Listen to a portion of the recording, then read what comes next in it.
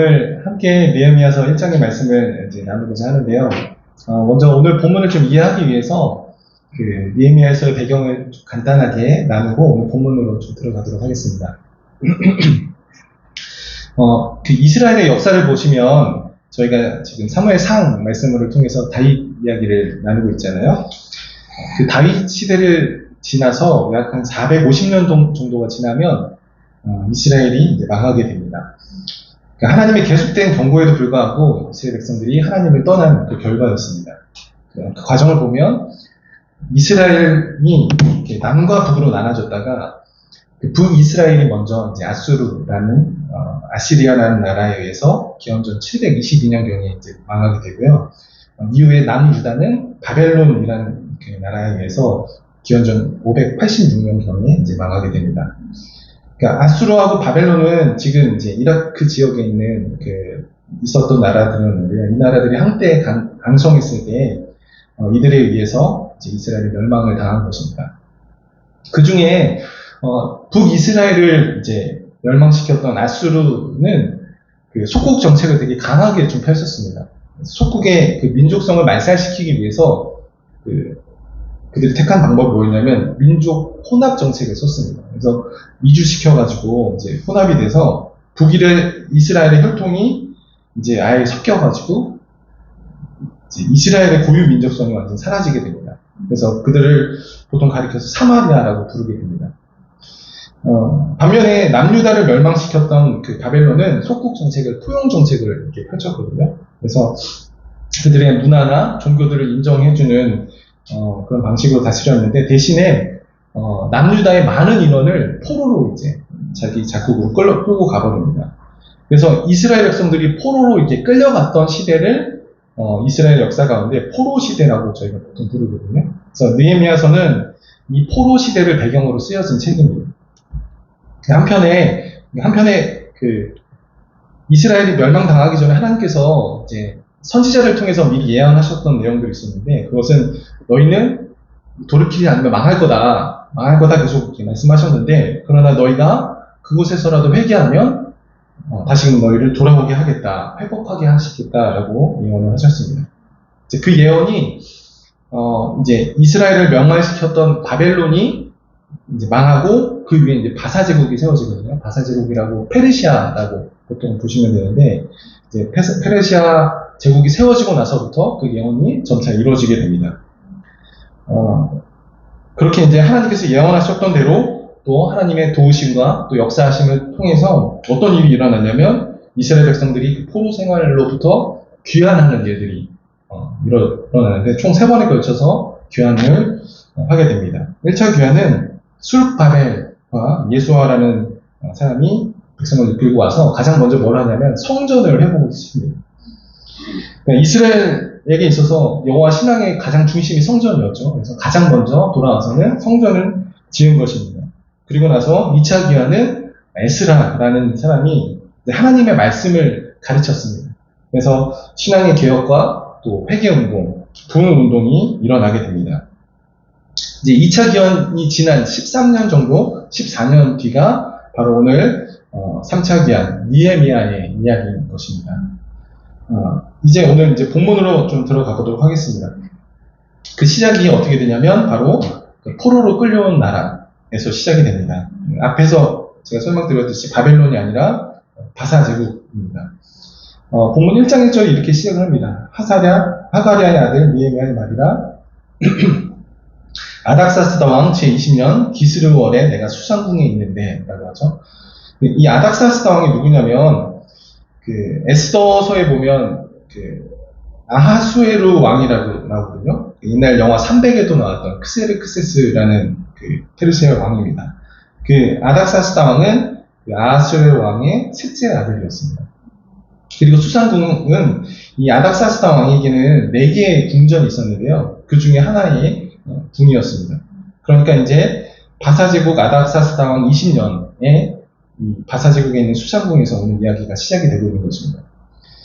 자, 근데 이 아닥사스다 왕 20년이 어느 때였냐면 앞에서 그러니까 2차 기환을 한 지 약 12년, 13년 정도가 지난 때였다라는 것입니다. 근데 이때를 잘 생각해 보면 하나님께서 예언하셨던 대로 1차, 2차 포로 귀환이 이루어지고 또 성전이 재건되었고 이스라엘 백성들은 말씀으로 신앙의 개혁이 일어났습니다. 그런데 아직 뭐가 이루어지지 않았냐면 이스라엘의 회복은 아직 이루어지지 않은 때였다는 것입니다. 자, 그러면 이스라엘 백성들은 지금 이 순간에 무엇을 기대하고 있었을까요? 바로 하나님 예언하셨던 대로 이스라엘의 회복, 하나님 나라의 회복을 계속해서 바라고 기다리고 있었던 때였다는 것입니다. 자, 그런데 그런 기대와 달리 느헤미야에게 충격적인 소식이 하나 들려지게 됩니다. 그것이 무엇이었죠? 네, 유다에 있는, 그러니까 1, 2차 귀환한 그 유다에 남아있는 자들, 그들이 그곳에서 큰 환난을 당하고 있다는, 능력을 받고 있고 예루살렘 성벽은 무너지고 성문은 불탔다라는 그런 소식이었습니다. 이 소식을 들은 느헤미야의 심정이 어땠을까요? 우리가 보통 외국에 나가면 애국자가 된다고 하잖아요. 외국에서 삼성 로고만 봐도, 현대차 로고만 봐도 막 마음이 뿌듯해지잖아요. 근데 지금과 같이 나라가 망하고 포로로 끌려와 있는 그들의 마음은 그 마음과 또 비교가 되지 않겠죠. 더욱이 앞에서 설명드렸듯이 정말 그렇게 이스라엘의 회복을 기대하고 있었던 그들에게 이 소식은 정말 너무나 어렵고 마음이 찢어지는 소식이었을 것입니다. 그런데 특별히 이 소식 중에서 느헤미야의 마음을 더 아프게 만든 소식은 이스라엘 백성이 고난받고 있다는 소식보다, 그것도 물론 슬프겠지만 예루살렘 성벽이 허물어지고 성문이 불탔다라는 내용이라고 생각이 듭니다. 왜냐하면 자, 이스라엘 백성들이 이제 환난을 받고 능력을 받고 있다는 것은 어떤 의미냐면요, 그들을 괴롭히는 적이 있다는 뜻입니다. 능력을 받다는 거죠. 근데 성벽이 무너지고 성문이 불탔다는 건 어떤 의미냐면 그 적들이 그 무너진 성벽과 불탄 성문을 넘어서 언제든 이스라엘을 괴롭히고 뺏으러 올 수 있는 그런 상황이었다는 것입니다. 그러니까 고난받고 이것도 너무 괴로웠겠지만 성벽이 무너졌다는 이 소식이 느헤미야가 봤을 때 더 심각한 문제였다는 것입니다. 그래서 오늘 느헤미야가 그 일 때문에 수일간 슬퍼하며 금식하고 또 기도하고 있는 것입니다. 자, 그리고 이제 5절부터 11절까지는 그런 이제 슬픔 가운데 있는 느헤미야가 하나님께 기도한 어떤 기도의 내용입니다. 이 기도의 내용은 사실 성경 여러 곳에서 이렇게 찾아볼 수 있는데 비슷한 내용들이 있는데 신명기서에서도 있고 다니엘의 기도에도 있고 솔로몬의 기도에도 이런 비슷한 기도가 있습니다. 중요한 건 기도의 내용이죠. 기도의 내용을 간단하게 보면 우리가 함께 읽었지만 하나님, 우리가 범죄했습니다. 하나님, 우리가 죄를 자복합니다. 근데 하나님 말씀하셨던 것처럼 하나님 범죄하면 흩을 것이라고 하셨지만 주님 다시 하나님 앞에 돌아와 하나님의 계명을 지키면 하나님 하늘 끝에 있을지라도 하나님 돌아오게 한다고 하셨지 않습니까? 하나님 이제 그 말씀을 기억해 주십시오 라고 기도한 것입니다. 그러니까 더 쉽게 말하면 뭐냐면 하나님, 우리가 주님께 다시 돌아가니까 하나님 우리 회복시켜 주십시오, 이 기도인 것입니다. 자, 그런데 여기에 이 기도에 한 가지 특이한 점이 있습니다. 그것이 뭐냐면 이 기도가 단지 그렇게 이스라엘을 회복시켜 주십시오 라고 기도한 내용이라고 하기에는 마지막 11절 내용이 좀 앞에 기도하는 이질적인 내용이 있다는 것입니다. 네, 이스라엘을 회복시켜 주십시오 라고 앞에서 쭉 기도했는데 마지막 11절에 뭐라고 했습니까? 오늘 종이 형통하여 이 사람들 앞에서 은혜를 입게 하옵소서 라고 기도를 했다는 것입니다. 여러분, 우리가 보통 어떤 말을 할 때 가장 하고 싶은 말 언제 할까요? 말을 처음에 할까요? 중간에 할까요? 맨 끝에 할까요? 네, 하고 싶은 말은 맨 마지막에 보통 하죠.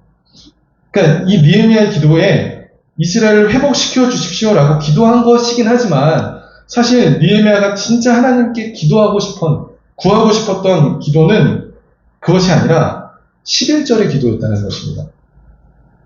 그러니까 이 느헤미야가 5절부터 11절까지 한 기도의 결론, 그러니까 가장 드리고 싶었던 기도가 뭐냐면 11절이었다는 것이죠. 11절의 내용이 무엇이죠? 주여 구하오니 귀를 기울이사, 이 구절은 사실 약간 미사와 여구 같은 그런 구절입니다. 진짜 결론이 뭐냐면 오늘 종이 형통하여 이 사람들 앞에서 은혜를 입게 하옵소서라고 기도한 것입니다. 일단 이 구절의 번역이 조금 잘못됐습니다. 여기에 이 사람들이라고 한글 성경에 나와 있지만 원어에는 이 사람, 그러니까 바로 이 사람 단수로 되어 있습니다. 그러니까 불특정 다수를 이야기한 것이 아니라 누군가를 특정한 한 사람을 이야기하고 있는 것입니다. 그럼 이 한 사람이 누구냐? 그것은 바로 뒤에 이어지는 구절과 또 2장에 이어지는 그런 문맥을 통해서 해석하면 누구냐면 아닥사스다 왕을 지칭하는 것으로 보여집니다. 뒤에 이제 그때 내가 왕의 술관원이 되었느니라 라고 하잖아요.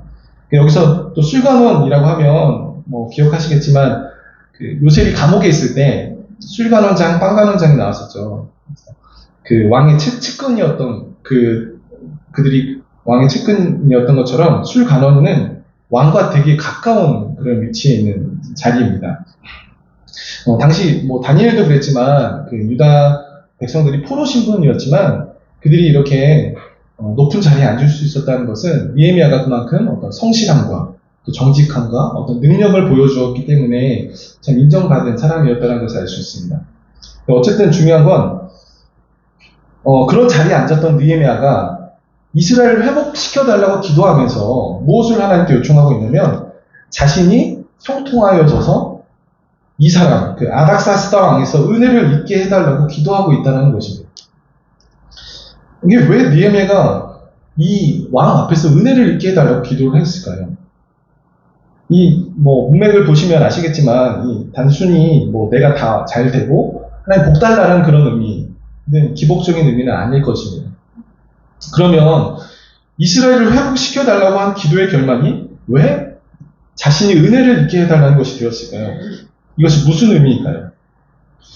일단 오늘 본문에서는 이 부분에 대해서 설명을 정확히 말하지 않습니다. 그래서 이것을 해석하기 위해서는 다음 장의 내용을 미리 좀 알아야 해석이 가능합니다.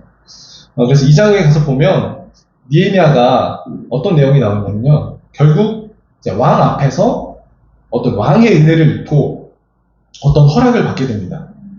어떤 허락이었냐면 바로 느헤미야가 이스라엘로 귀환하여서 성벽을 재건해도 된다라는 허락이었습니다.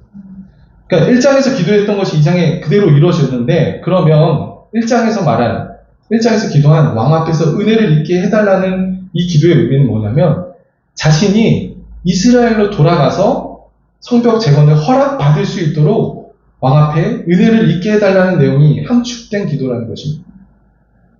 자, 그러면 앞에서 이제 이스라엘을 고난받고 있다는 그 소식을 들었던 느헤미야가 왜 자신이 그렇게 왕 앞에 은혜를 입고 성벽을 재건을 할 수 있게 해달라고 기도를 한 것일까요?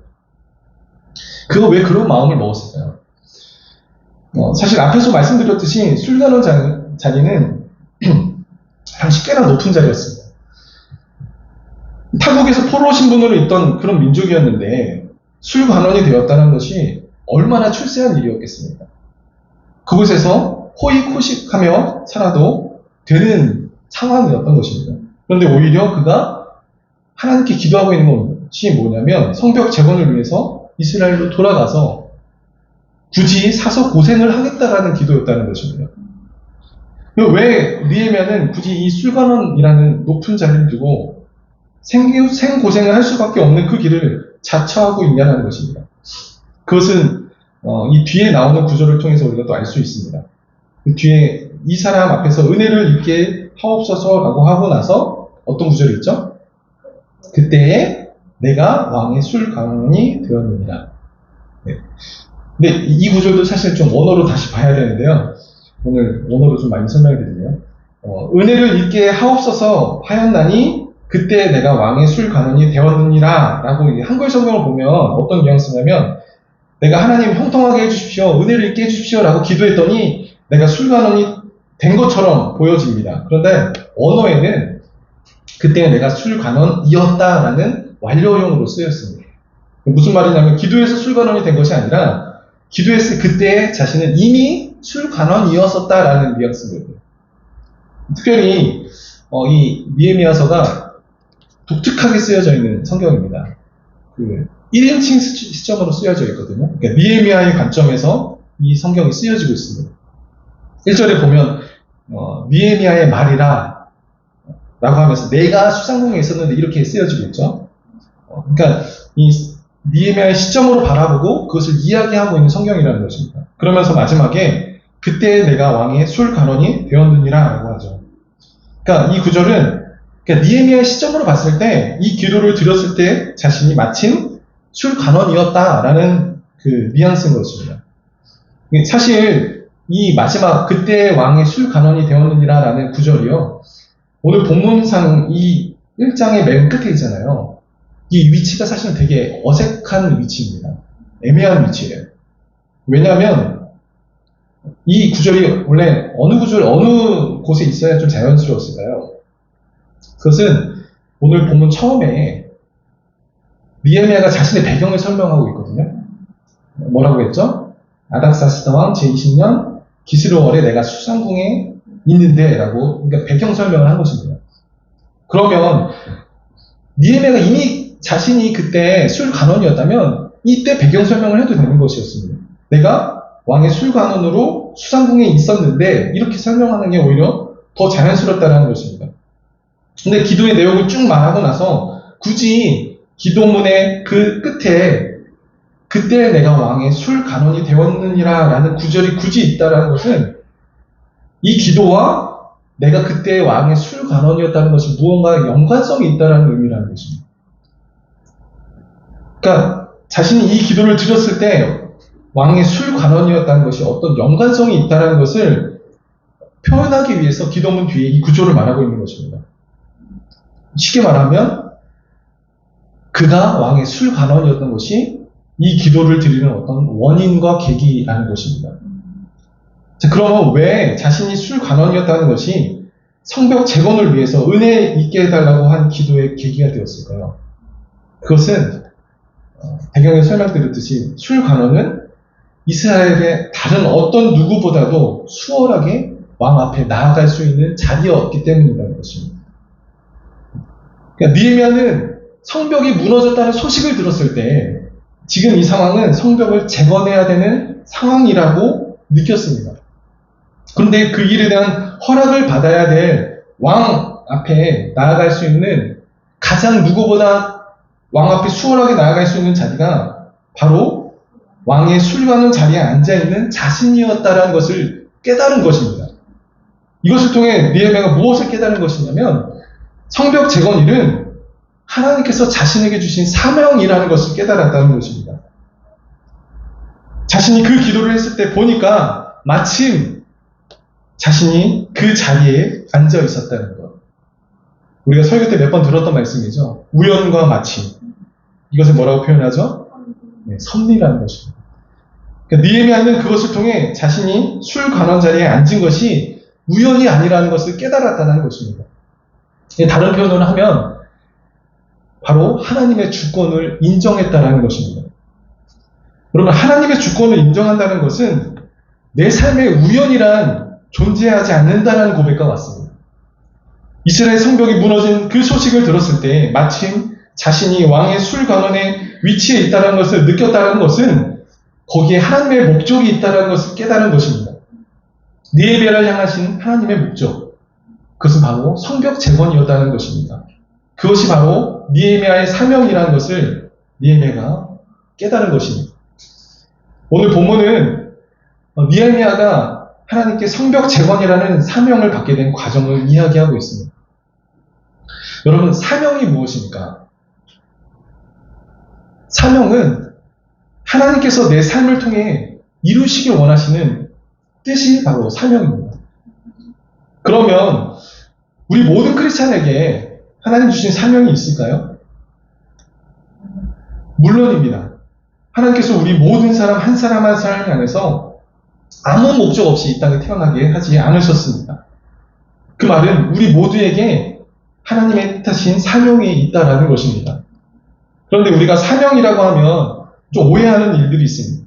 보통 어떤 큰 일들, 스케일이 큰 거나 혹은 어떤 선교를 나가는 것, 목회자가 되는 것, 내 삶에 있어서 엄청난 변화가 있어야만 그것을 사명이라고 생각할 수 있습니다. 그러나 그런 큰 일을 하는 것도 사명이라고 하지만 그런 것만이 사명이 아닙니다. 내 삶에 주어지는 어떤 소소한 일일지라도 그것 역시도 하나님이 주신 사명이라는 것을 여러분들 기억하셨으면 좋겠습니다. 내게 맡겨주신 나의 직장일부터 또 나의 가정에서 부모로서 아이를 양육하는 것, 어떤 집안일을 하는 것, 그건 역시도 사명일 수 있다는 것입니다. 자, 그러면 우리는 어떻게 나의 사명을 알 수 있을까요? 일단 아시겠지만 사명은 하나님이 주시는 것입니다. 다른 표현으로는 하나님의 부르심이라고 합니다. 일반적으로는 각자에게 주시는 어떤 사명은 어떤 주는 방법과 시기가 다를 수 있다고 생각합니다. 때로 어떤 누군가에게는 하나님께서 일방적으로 사명을 주시기도 합니다. 근데 오늘 본문에서 느헤미야는 어떻게 하나님의 사명을 깨달았습니까? 느헤미야가 이스라엘의 성벽이 무너진 소식을 들었을 때, 그때 자신이 앉았던 자리를 보았을 때, 그 성벽 재건의 일이 자신의 사명이라는 것을 깨달았습니다. 그때에 그 자리에 앉아 있는 것을 깨달았을 때 하나님의 사명을 깨달을 수 있다는 것입니다. 그것은 오늘날 우리에도 마찬가지입니다. 우리의 삶에 일어나는 어떤 일들을 통해서 그 일어났을 그때에 내가 있는 그 자리를 보아야 한다는 것입니다. 하나님께서 나를 왜 그때 그 자리에 앉게 하셨는지 생각해 보라는 것입니다. 그때 그 자리를 통해서 내가 할 수 있는 그 일이 바로 사명이 될 수 있다는 것이죠. 어쩌다 보니 그 자리에 앉은 것 같아 보였는데 하나님은 여러분을 어쩌다 그 자리에 앉힌 것이 아니라는 것입니다. 하나님은 분명히 목적을 가지고 여러분을 그 자리에 앉게 해주셨습니다. 근데 우리가 사명을 받기 위해서 먼저 선행되어야 할 작업이 한 가지 있습니다. 그것이 뭐냐면 바로 하나님의 주권을 인정하는 것입니다. 앞에서 설명드렸듯이 하나님의 주권을 인정한다는 것은 쉽게 말해서 이것입니다. 하나님께서 태초 전부터 나를 계획하셨고 그 뜻 안에 내가 이 땅에 태어나 살아가고 있다는 것은 하나님의 주권이다. 그것을 인정하는 것입니다. 그래서 사명은 하나님께서 지금 이곳에 이 자리에 왜 나를 앉혀주셨는가를 아는 것이 사명을 아는 것의 시작입니다. 물론 사명을 지금 당장은 모를 수 있습니다. 앞에서 얘기했듯이 하나님께서 주시는 것이기 때문에 언제 주실지 몰라도 하나님의 주권을 먼저 인정해야 된다는 것이죠. 느헤미야 역시 그 소식을 들었을 때 자신이 왜 수레 가는 자리에 앉은지 그 전에는 알지 못했을 것입니다. 근데 그때가 됐을 때 그가 하나님의 주권을 인정하였기에 그는 하나님의 사명을 깨달을 수 있었다는 것이죠. 최근 젊은이들 사이에서 헬조선이라는 말들이 참 유행하기도 했었습니다. 자신의 상황과 자신의 나라를 보며 원망하는 표현이었습니다. 물론 믿지 않는 사람들의 입장에서 생각해보면 그들이 왜 그런 생각을 갖는지 충분히 이해가 갑니다. 희망이 참 보이지 않는 그런 시대이기 때문일 것입니다. 그러나 하나님을 믿는 우리에게 있어서는 그런 표현은 하나님의 주권을 인정하지 않는 표현이라는 것을 우리가 기억하셨으면 좋겠습니다. 우리의 상황이 안 좋을 수 있습니다. 우리의 형편이 안 좋을 수 있습니다. 그러나 하나님께서 나를 이 시대에 이 땅에 왜 태어나게 하셨는지 조금이라도 하나님 앞에 구했던 사람은 그런 표현을 쓸 수 없을 것입니다. 그것을 반대로 말하면 하나님의 주권을 인정한 사람은 하나님께서 나를 이 땅에 왜 태어나게 하셨는가를 생각할 수 있다는 것이죠. 내가 무엇을 좋아하고 내가 무엇을 잘하고 이런 것들을 통해서도 사명을 찾을 수 있는 하나의 방법이 될 수 있습니다. 저 역시 하나님을 만나기 전에 삶을 비관하고 삶에 대한 의욕이 없이 살아갔던 때가 있었습니다. 그러나 그런 저에게 하나님께서 먼저 찾아와 주셔서 제가 왜 이 땅에 태어났는지 제 삶에 어떠한 하나님의 목적이 있는지를 저의 사명을 주셨습니다. 저의 사명이 뭐냐면 당시에 제가 바라봤던 이 땅이 참 이 땅에 수많은 크리스천들이 있었지만 세상 속에서 그들은 아무 힘 발휘하지 못하는 오히려 세상 속에서 구별되지 않고 세상에 끌려가고 세상에 동화되는 그런 모습들이었습니다. 제 마음이 그런 모습들을 보면 너무나 아파서 저도 모르게 하나님께 이렇게 기도했습니다. 하나님, 저도 이 땅을 변화시키는 하나님의 일꾼 되고 싶습니다. 하나님의 사람들이 하나님의 사람답게 살도록 하나님 그렇게 변화시키고 싶습니다. 고백했습니다. 그런데 그 이후로 하나님께서 한 가지 보여줬던 것은 사람은 결코 그냥 변할 수 없다는 것을 보여주셨습니다. 오직 한 가지 방법, 바로 하나님의 말씀만이 하나님의 사람들을 하나님의 사람답게 변할 수 있다는 것을 보여주셨습니다. 그때 그 경험이 지금 담임 목사님께서 저희 모교회에서 청년부에 계셨을 때 담당했던 일이었습니다. 말씀을 강조하시고 성경을 가르치셨더니 교회가 살아나고 사람들이 변화되는 것들을 너무나 생생하게 보았습니다. 제가 20년을 다녔던 교회인데도 한 번도 그 전에는 그런 일들을 본 적이 없었는데 불과 목사님이 계셨던 1년 안에 놀라운 일들이 벌어졌던 것입니다. 그래서 저는 지금도 하나님의 말씀을 통해 하나님의 사람들을 하나님 사람답게 변화시키는 사명을 향해서 나아가고 있습니다. 여러분은 하나님이 주신 사명이 있으십니까? 아니면 혹시 하나님의 사명을 찾고 계십니까? 여러분에게는 어떤 하나님의 사명이 있다고 생각되십니까? 물론 제가 앞에서 이제 말씀드렸던 어떤 하나님의 주권을 인정하고 그때 그 자리에 앉혀주신 이유를 생각하다 보면 그것이 나의 사명인가 하는 무언가를 찾게 되실 수 있을 거라 믿습니다. 근데 그렇게 됐을 때 이것이 정말 나의 사명인지에 대해서는 말씀을 통해 점검해 보시고 또 공동체의 리더를 통해서 점검할 필요가 있다는 생각이 듭니다. 우리가 사명을 발견했다고 해서 모든 사람이 다 사명을 따라 사는 것은 아닙니다. 때로 어떤 사람의 경우에는 사명을 받았다 해도 그 사명이 너무나 허황된 꿈같이 느껴질 수 있습니다. 저도 처음에 그렇게 느꼈던 것 같습니다. 그래서 거기에 내 삶을 건다는 것은 왠지 도박처럼 느껴질 수 있습니다. 저는 사명을 받았음에도 불구하고 중도에 사명을 포기하는 사람들을 참 많이 봤습니다. 그래서 그 꿈이 허황돼 보일지라도 그 꿈을 향해서 나아갈 분명한 원동력, 확신이 필요합니다. 어떤 확신이냐면 바로 지금도 하나님은 역사하고 계신다는 확신입니다.